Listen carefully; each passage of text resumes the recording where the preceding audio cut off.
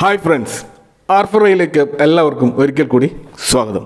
2024 ഒക്ടോബറിന് ശേഷമുള്ള നീണ്ട 6 മാസത്തെ കാത്തിരിപ്പിന് ശേഷം നിഫ്റ്റി ഇപ്പോൾ 25,000 എന്നുള്ള ലെവലിന് മുകളിലേക്ക് പോയിരിക്കുകയാണ്. അപ്പോൾ തികച്ചും അപ്രതീക്ഷിതമായ ഒരു തകർപ്പൻ മുന്നേറ്റമാണ് ഇന്ന് നടന്നത്. അപ്പോൾ 24,600-700 ലെവലിൽ ഇങ്ങനെ ഒരു ഫ്ലാറ്റായിട്ട് നീങ്ങിക്കൊണ്ടിരിക്കുകയായിരുന്നു നിഫ്റ്റി. ഉച്ചയ്ക്ക് ശേഷം ബുൾസിൻ്റെ ശക്തമായ ഒരു ബൈങ് ആണ് നടന്നത്. അതിനുശേഷം അത് 25,116 എന്നുള്ള ഹൈ വരെ എത്തുകയുണ്ടായി. പിന്നീട് ഒരു സൈഡ് വേസിലേക്ക് പോവുകയാണ് ഉണ്ടായത്.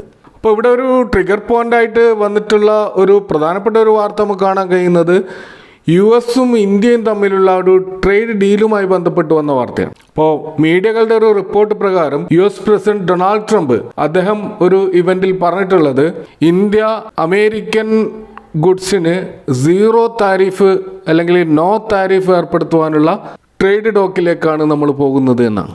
അപ്പോൾ ഏതൊരു ബ്രേക്കിംഗ് വാർത്തയും ആദ്യം പറയുക എന്നൊരു സ്വഭാവം ട്രംപിനുണ്ട്. കാരണം നമുക്കറിയാം ഇന്ത്യ പാക് ആ വെടിനിർത്തലിൻ്റെ ആദ്യത്തെ ട്വീറ്റ് നടത്തിയത് ട്രംപാണ്. അപ്പോൾ ഇവിടെയും ഒരു ഫൈനൽ സെറ്റിൽമെൻറ്റിൽ എത്തുന്നതിന് മുമ്പ് അതിൻ്റെ വാർത്ത അദ്ദേഹം പുറത്തു വിടുകയാണ്. അപ്പോൾ മിഡിൽ ഈസ്റ്റിൽ ഓൾറെഡി പര്യടനം നടത്തുന്ന ട്രംപ് ഖത്തറിൽ നടന്ന ട്രേഡേഴ്സിൻ്റെ ഒരു റൗണ്ട് ടേബിൾ ടോക്കിലാണ് ഈ ഒരു 0 താരിഫിൻ്റെ കാര്യം പറഞ്ഞിട്ടുള്ളത്. ബ്ലൂംബർഗ് അതുപോലെ റോയിറ്റേഴ്സ് പോലെയുള്ള ഇന്റർനാഷണൽ മീഡിയകളാണ് ഇത് റിപ്പോർട്ട് ചെയ്തിട്ടുള്ളത്. അപ്പോൾ ഇത്തരത്തിലൊരു 0 താരിഫ് ഇന്ത്യ US ഗുഡ്സിന് ഏർപ്പെടുത്തുമ്പോൾ തീർച്ചയായിട്ടും അമേരിക്കയും ഇന്ത്യൻ പ്രൊഡക്റ്റുകൾക്ക് ഒരു 0 താരിഫായിരിക്കും ഏർപ്പെടുത്തുക. അപ്പോൾ അത് ഇന്ത്യയിൽ ഉണ്ടാക്കാൻ പോകുന്ന നമ്മുടെ എക്സ്പോർട്ടിൻ്റെ ആ ഒരു വമ്പിച്ച വളർച്ച, അതിൻ്റെ ഒരു ഗ്രോത്ത് സാധ്യത കണക്കിലെടുത്തുകൊണ്ടായിരിക്കും മാർക്കറ്റ് ഇപ്പോൾ ഈ രീതിയിൽ പ്രതികരിച്ചിട്ടുണ്ടാവുക. ഇപ്പോൾ ട്രേഡ് മിനിസ്റ്ററായ പീയൂഷ് ഗോയൽ അദ്ദേഹം ട്രംപ് അഡ്മിനിസ്ട്രേഷനുമായിട്ടുള്ള ഒരു ഒഫീഷ്യലായിട്ടുള്ള ടോക്കിന് വേണ്ടി വാഷിങ്ടണിലേക്ക് പോവുകയാണ്. അപ്പോൾ അതിൻ്റെ ഒരു പശ്ചാത്തലത്തിലാണ് ട്രംപ് ഇത്തരത്തിലുള്ളൊരു പ്രതികരണം നടത്തിയിട്ടുള്ളത്. എന്നാൽ ഈ ഒരു വാർത്തക്ക് സ്ഥിരീകരണം കൊടുക്കാൻ ഇന്ത്യൻ ഒഫീഷ്യൽസ് ഇതുവരെ തയ്യാറായിട്ടില്ല. ഇന്ത്യൻ ഒഫീഷ്യൽ സോഴ്സിൽ നിന്ന് മനസ്സിലാക്കിയിട്ടുള്ള ഒരു റിപ്പോർട്ടുകൾ കാണുന്നത് ഈ ട്രേഡ് ഡീല് ഇനിയും ഫൈനലൈസ് ചെയ്തിട്ടില്ല എന്നുള്ളതാണ്. അപ്പോൾ ട്രംപിൻ്റെ ഈ ഒരു അനൗൺസ്മെൻറ്റിൻ്റെ ഭാഗമായിട്ട് വിവിധ ഇൻഡെക്സുകളിൽ ഉണ്ടായിട്ടുള്ള റാലിയുടെ ആ ഒരു സ്വഭാവം നമ്മൾ പരിശോധിച്ചാൽ നമുക്ക് കാണാൻ കഴിയുന്നത് നിഫ്റ്റി 50-ൽ 1.59% ഒരു അപ്സൈഡ് മൂവാണ് ഉണ്ടായിട്ടുള്ളത്. അതുപോലെ നിഫ്റ്റി 100 ലാർജ് ക്യാപ്പിൻ്റെ മൊത്തത്തിൽ നോക്കുകയാണെങ്കിൽ 1.5% റാലി ഉണ്ടായിട്ടുണ്ട്.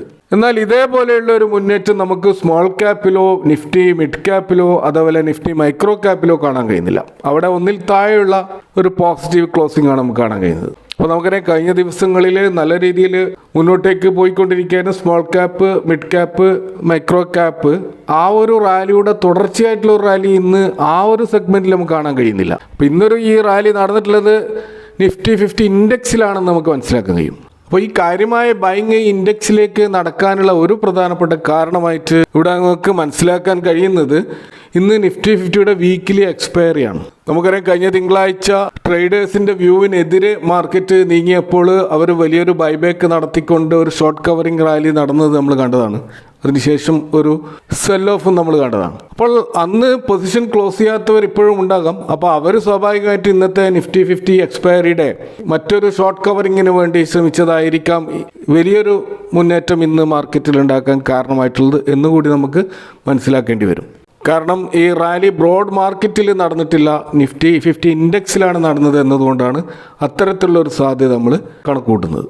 എന്നാൽ ഈ ഒരു 0 താരിഫിൻ്റെ സാധ്യതകളെ ഏറ്റവും അധികം യൂട്ടിലൈസ് ചെയ്യാൻ പറ്റുന്ന ഒരു സെക്ടർ എന്നുള്ള നിലക്ക് നിഫ്റ്റി ഓട്ടോയിൽ നല്ല മുന്നേറ്റം ഉണ്ടായതായിട്ട് കാണാം, 1.91%. എന്നാൽ അങ്ങനെയൊരു മുന്നേറ്റം ഫാർമ സെഗ്മെൻറ്റിൽ നമുക്ക് കാണാൻ കഴിയുന്നുമില്ല. ഇന്നത്തെ ഒരു മാർക്കറ്റ് മൂഡ് ഇൻഡെക്സുകൾ നമ്മൾ പരിശോധിച്ചാൽ അവിടെ കാണാൻ കഴിയുന്നത് ഗ്രീഡി സോണിൽ കഴിഞ്ഞ കുറേ ദിവസങ്ങളിലായിട്ട് ട്രേഡ് ചെയ്തുകൊണ്ടേയിരിക്കുകയായിരുന്ന മാർക്കറ്റിൽ ഇപ്പോൾ നമ്മൾ കാണുന്നത് അത് എക്സ്ട്രീം ഗ്രീഡ് സോണിലേക്ക് പ്രവേശിച്ചു എന്നുള്ളതാണ്. കാരണം 25,000 എന്നുള്ള ലെവൽ തീർച്ചയായിട്ടും മാർക്കറ്റിൻ്റെ ഒരു ഗ്രീഡി സോൺ തന്നെയാണ്. കാരണം കഴിഞ്ഞ സെപ്റ്റംബർ മാസത്തിലുണ്ടായിരുന്ന വമ്പിച്ച ഒരു മുന്നേറ്റത്തിൻ്റെ ഭാഗമായിട്ട് 26,000-ലേക്ക് എത്തിയത് ഈ ഒരു 25,000 ക്രോസ് ചെയ്തപ്പോഴാണ്. അതുകൂടാതെ ഇന്ത്യ വിക്സും കൂടുതൽ നോർമലായിക്കൊണ്ടിരിക്കുന്നു എന്ന് നമുക്ക് കാണാൻ കഴിയും. അത് 17.23 പൊസിഷനിൽ നിന്ന് ഇപ്പോൾ 16.173 ആയിട്ട് ഏകദേശം 3% ഒരു ഡിപ്പ് അവിടെ നമുക്ക് കാണാൻ കഴിയുന്നുണ്ട്. അപ്പോൾ ഇനി മാർക്കറ്റ് വലിയ തോതിൽ താഴോട്ടേക്ക് പോകുകയില്ല എന്ന സൂചനകളാണ് നമുക്ക് മാർക്കറ്റിൽ മൊത്തത്തിൽ കാണാൻ കഴിയുന്നത്. എങ്കിലും ഇപ്പോൾ ഉണ്ടായിട്ടുള്ള ഈ ഒരു 25,000 ലെവൽ സസ്റ്റെയിൻ ചെയ്യുമോ എന്നുള്ള കാര്യത്തിൽ, പ്രത്യേകിച്ച് ഇതൊരു ഷോർട്ട് കവറിംഗ് റാലിയുടെ സാധ്യത കൂടി ഉള്ളതുകൊണ്ട് നമ്മൾ തീർച്ചയായും കോഷ്യസ് ആയിട്ട് നിൽക്കേണ്ടതുണ്ട്. ഈ ലെവൽ സസ്റ്റെയിൻ ചെയ്യുമോ എന്ന് നമുക്ക് ഉറപ്പിച്ചൊരിക്കലും പറയാൻ കഴിയില്ല. മറ്റൊരു പ്രധാനപ്പെട്ട കാര്യം ഈ മാസം അവസാനം നടക്കാൻ പോകുന്ന MSCI ഇൻഡെക്സിന്റെ റീബാലൻസിംഗ് ആണ്. നമുക്കറിയാം ലോകത്തിലെ തന്നെ വെൽ റെസ്പെക്റ്റഡ് ആയിട്ടുള്ള ഒരു വെൽത്ത് മാനേജ്മെന്റ് കമ്പനിയാണ്. കൂടാതെ ഇൻവെസ്റ്റ്മെന്റ് ബാങ്കിങ്ങും ക്യാപിറ്റൽ മാർക്കറ്റിംഗ് മേഖലയിലൊക്കെ പ്രവർത്തിക്കുന്ന കമ്പനിയാണ് മോർഗൻ സ്റ്റാൻലി ക്യാപിറ്റൽ ഇന്റർനാഷണൽ അഥവാ MSCI. അപ്പോൾ അവർ ഗ്ലോബലി പല രാജ്യങ്ങൾക്കും റീജിയണിലും അതുപോലെ പല സെക്ടറുകളിലും ധാരാളം സീരീസ് ഓഫ് ഇൻഡെക്സുകൾ അവർ മാർക്കറ്റിൽ ഇൻട്രൊഡ്യൂസ് ചെയ്തിട്ടുണ്ട്. അപ്പോൾ സ്റ്റോക്ക് മാർക്കറ്റിൻ്റെ പെർഫോമൻസ് എങ്ങനെയുണ്ട് എന്ന് ഇൻവെസ്റ്റേഴ്സിന് ഗൈഡൻസ് നൽകുന്ന ഇൻഡെക്സുകളാണ് അവയൊക്കെ. അപ്പോൾ ഈ ഇൻഡെക്സുകൾ ഒരു ബെഞ്ച് മാർക്കായിട്ടാണ് പല ഗ്ലോബൽ ഇൻവെസ്റ്റേഴ്സും ഫോളോ ചെയ്യുന്നത്. അപ്പോൾ മാർക്കറ്റിൻ്റെ ട്രെൻഡ് എന്താണെന്നും അതുപോലെ പോർട്ട്ഫോളിയോ ഡൈവേഴ്സിഫിക്കേഷൻ്റെ ഭാഗമായിട്ടും അതുപോലെ ഇൻവെസ്റ്റ്മെൻറ്റ് ഗൈഡൻസ് നൽകുന്നതിനുമൊക്കെ ഈ ഒരു ഇൻഡെക്സാണ് അവർ ഫോളോ ചെയ്യാറുള്ളത്. അപ്പോൾ ഈ ഒരു ഇൻഡെക്സ് വളരെയധികം റെപ്യൂട്ടഡ് ആയിട്ടുള്ള ഇൻഡെക്സുകളാണ്. അപ്പോൾ ഇന്ത്യയുമായി ബന്ധപ്പെട്ടിട്ട് ഇത്തരത്തിലുള്ള 6ഓളം ഇൻഡെക്സുകൾ നമുക്ക് ഈ മോർഗൻ സ്റ്റാൻലി ഇൻട്രൊഡ്യൂസ് ചെയ്തിട്ട് കാണാം. അവയിൽ ഒന്ന് MSCI ഗ്ലോബൽ സ്റ്റാൻഡേർഡ് ഇൻഡെക്സ് ആണ്. അപ്പോൾ ഇതിൽ ഉൾപ്പെട്ടിട്ടുള്ള ഇന്ത്യൻ കമ്പനികളുടെ ഒരു റീബാലൻസിംഗ് ആണ് ഈ മെയ് 30 നടക്കാൻ പോകുന്നത്. അപ്പോൾ MSCIയുടെ റിപ്പോർട്ട് അനുസരിച്ചിട്ട് അവിടെ കോറോമാൻഡൽ ഇന്റർനാഷണൽ അതുപോലെ നൈക്ക പോലെയുള്ള ഷെയറുകൾ ഈ ഇൻഡെക്സിൽ ആഡ് ചെയ്യാൻ പോവുകയാണ്. എന്നാൽ ഈ ഗ്ലോബൽ സ്റ്റാൻഡേർഡ് ഇൻഡെക്സിൽ നിന്ന് നിലവിലുള്ള ഏതെങ്കിലും ഇന്ത്യൻ സ്റ്റോക്കുകൾ അവർ ഡിലീറ്റ് ചെയ്യുന്നും ഇല്ല എന്നുകൂടി നമ്മൾ മനസ്സിലാക്കുക. MSCIയുടെ ഗ്ലോബൽ സ്റ്റാൻഡേർഡ് ഇൻഡെക്സിന്റെ ഒരു റീബാലൻസിങ് ഇങ്ങനെയാണ് നടക്കുന്നത്.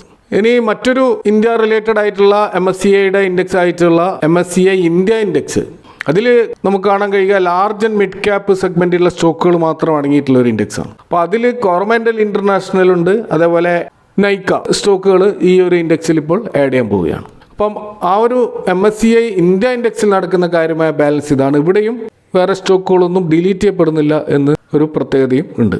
ഇനി മറ്റൊരു ഇൻഡെക്സ് ആയിട്ടുള്ള MSCI ഇന്ത്യ ഡൊമസ്റ്റിക് ഇൻഡെക്സ്, അത് ഗ്ലോബൽ സ്റ്റാൻഡേർഡ് ഇൻഡെക്സിൻ്റെ ഒരു പാർട്ടാണ്.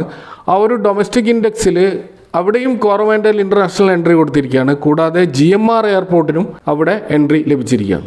ആ ഒരു ഇൻഡെക്സിൽ നിന്ന് സോണ BLW പ്രിസിഷൻ ഫോർജിംഗ് ലിമിറ്റഡ് എന്ന് പറയുന്ന ഓട്ടോ കമ്പോണൻറ്റ്സ് നിർമ്മിക്കുന്ന ആ കമ്പനിയെ ആ ഒരു ഇൻഡെക്സിൽ നിന്നും ഇവർ ഒഴിവാക്കുകയാണ്.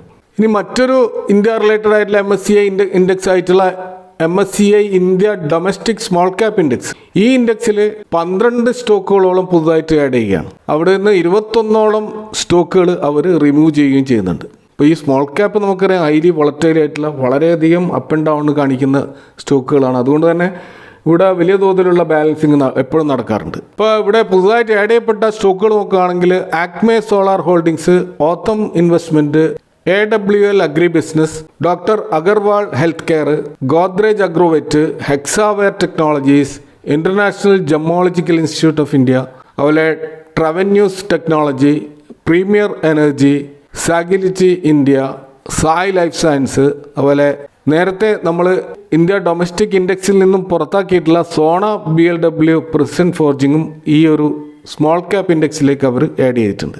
ഈ ഒരു ഇൻഡെക്സിൽ നിന്നും പ്രധാനമായിട്ട് ഒഴിവാക്കിയിട്ടുള്ള സ്റ്റോക്കുകൾ നോക്കുകയാണെങ്കിൽ 21ഓളം സ്റ്റോക്കുകളുണ്ട്.